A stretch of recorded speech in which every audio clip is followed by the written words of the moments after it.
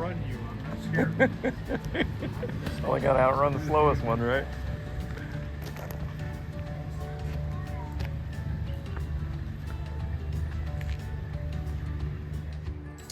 It is now day 18, and after a short 3 miles this morning up to the top of Kauai, I caught a shuttle into Gatlinburg, Tennessee, and just been hanging out, exploring the town for a couple of hours.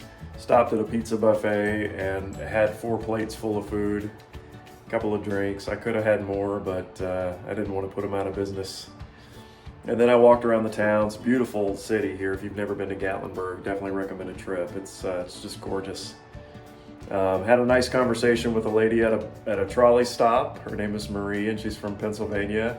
And she told me that when I make it to the border of Pennsylvania, it'll be close to my birthday, and that I should give her a call and she'll bring me out a birthday cake on the trail. I thought that was really sweet.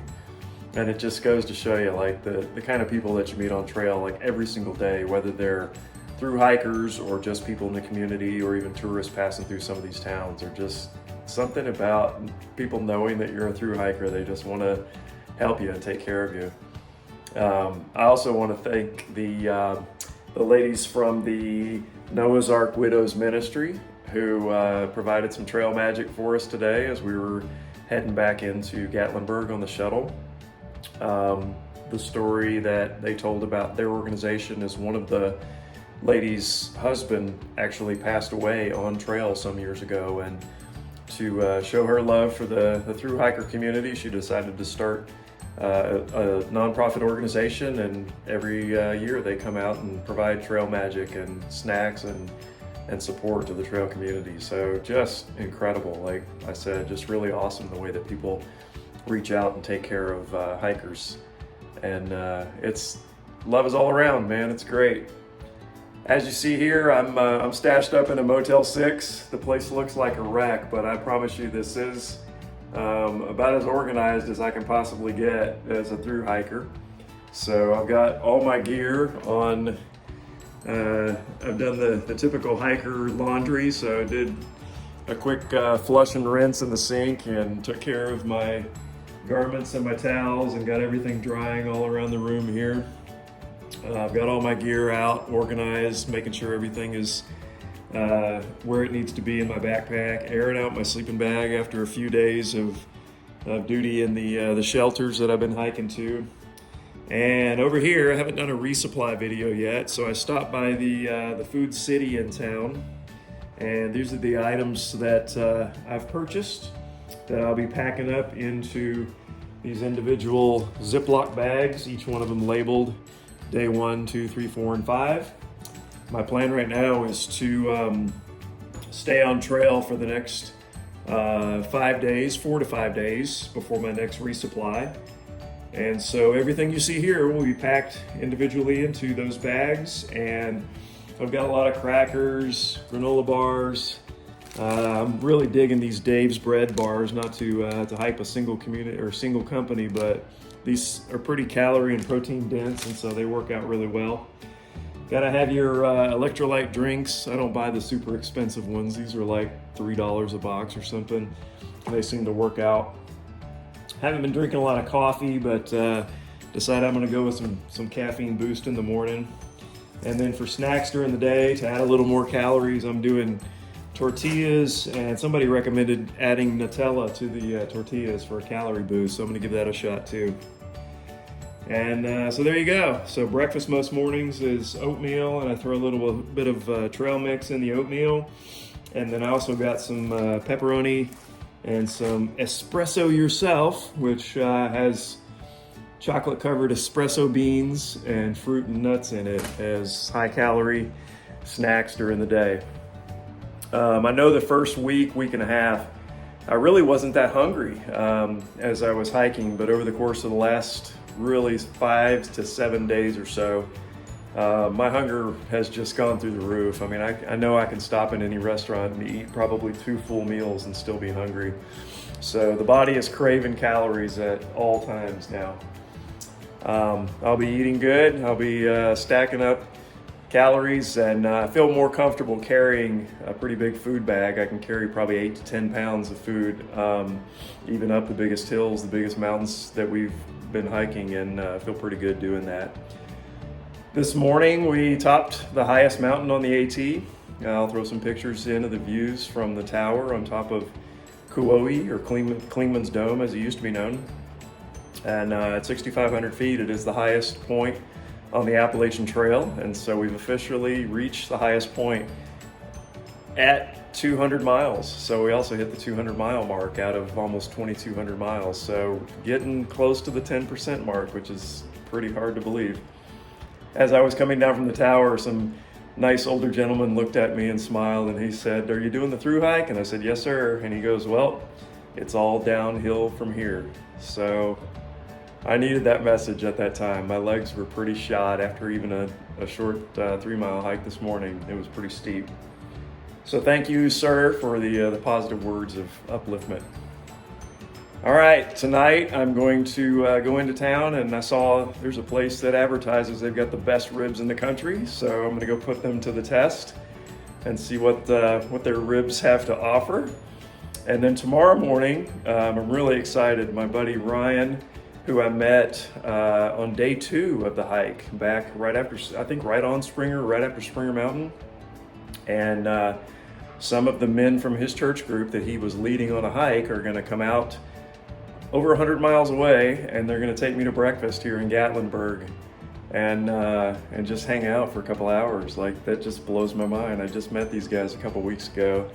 I think they've been following the channel, and it's awesome, the relationships and the friendships that you can build and bond with folks, both on the trail and, as I said before, folks from the community. So looking forward to seeing you, Ryan, and whomever is able to join you. Let's have a good time together and some fellowship, and then I'll be getting back on trail again at the 200 mile mark and marching further north. So yeah, it's great to be in town. I love being out in nature, being on the trail, but sometimes you gotta resupply, and you got to re-energize the body with some good calories and some good food and drink. So this is what it's all about, and an awesome night's sleep. I've been sleeping in shelters with 11 or 12 other people, and they've all been kind and courteous, but I tell you what, even a couple of snorers inside of a shelter can change your night's sleep. So it'd be nice to have a quiet night's sleep on a big comfortable bed tonight too. So we'll see how things progress, and back to the trail tomorrow afternoon. Until then.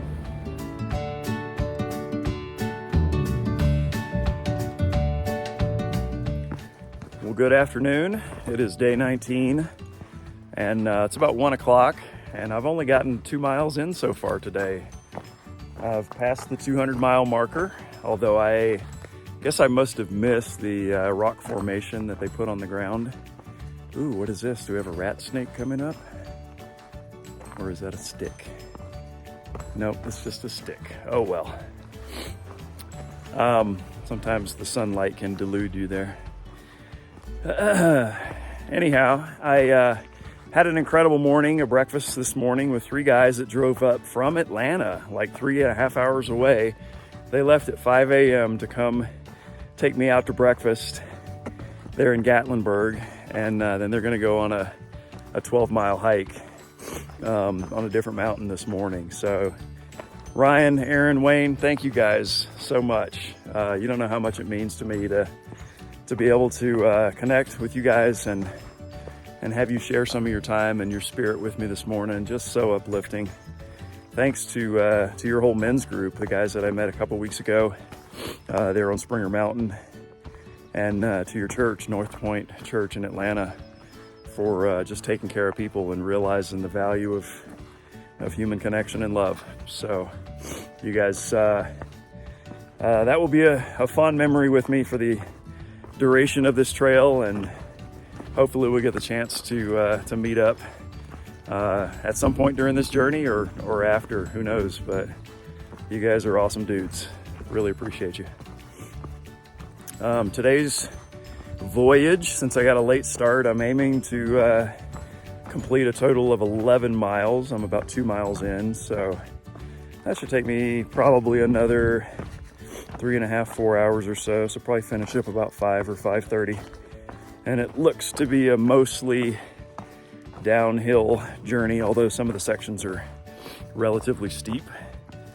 But I am coming off of the highest peak in the Smoky Mountains, and actually the highest peak on the entire Appalachian Trail at 6,500 plus feet. So this one was a challenge. Feels good to be going back down now, and after a day off in Gatlinburg, which I very much enjoyed, had a chance to rest, recover, and take in thousands and thousands of delicious calories of the local food and drink. And I appreciate the people of Gatlinburg for the hospitality and support they provided. So thank you so much.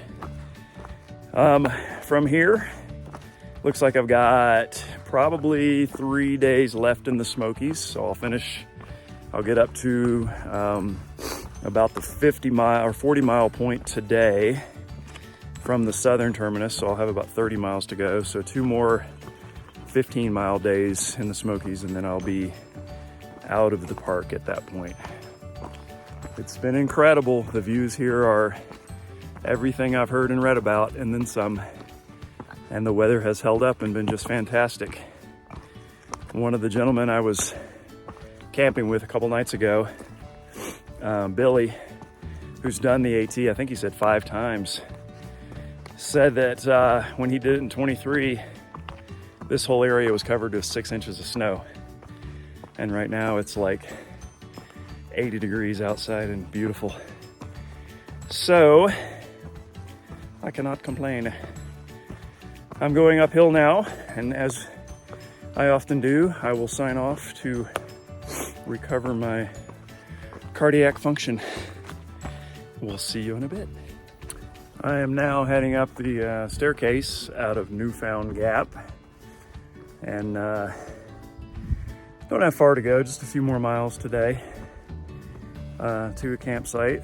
And it was cool. There's a big parking lot there at Newfound Gap, and I stopped for a minute, take some pictures at the overlook, and met a really cool father and son who had driven up from west coast of Florida, or east coast of Florida. And we chatted for a while, and the dad was asking questions about the hike, and at the end he said, you know, it really inspires me to see people doing this. I need to set some goals for myself and start hiking again. It's been a long time. And then maybe 30 seconds later, a nice young family came by, mom and father and 2 young kids. And the mother asked if I was going all the way to Maine, and I said, yeah. And then they said congratulations and asked a few questions, and, you know, started talking about the inspirational nature of seeing people that take on a challenge like this and stick with it.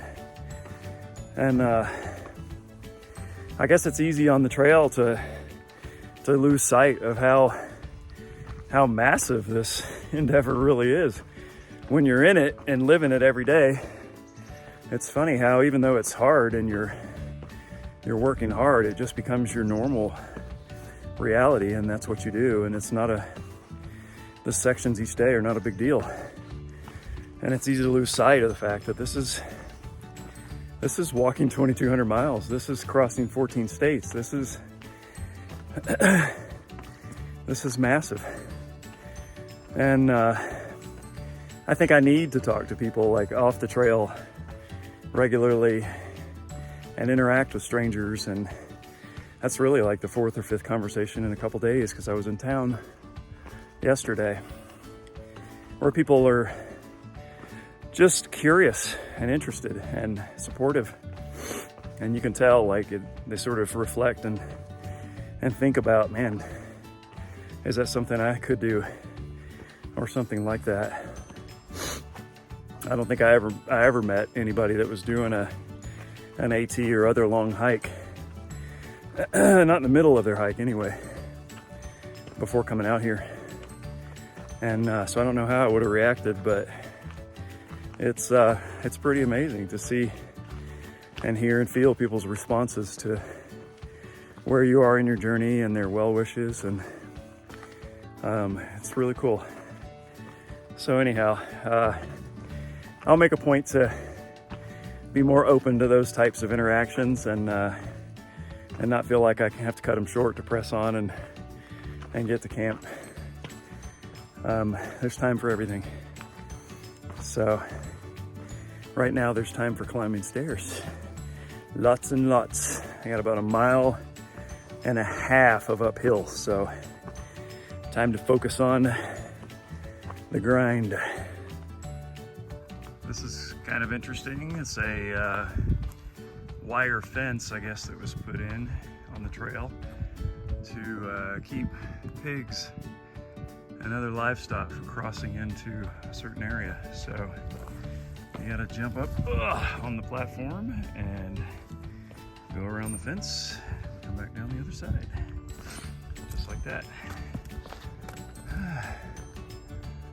And there we go.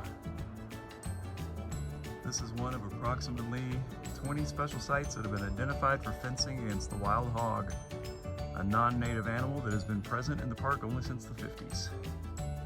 Very cool. Installed in 1984.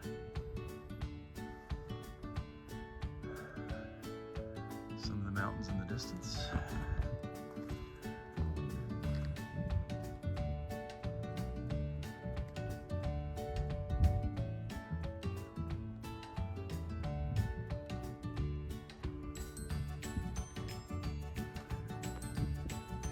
On up the trail. Got about 5 miles to go today. A couple hours.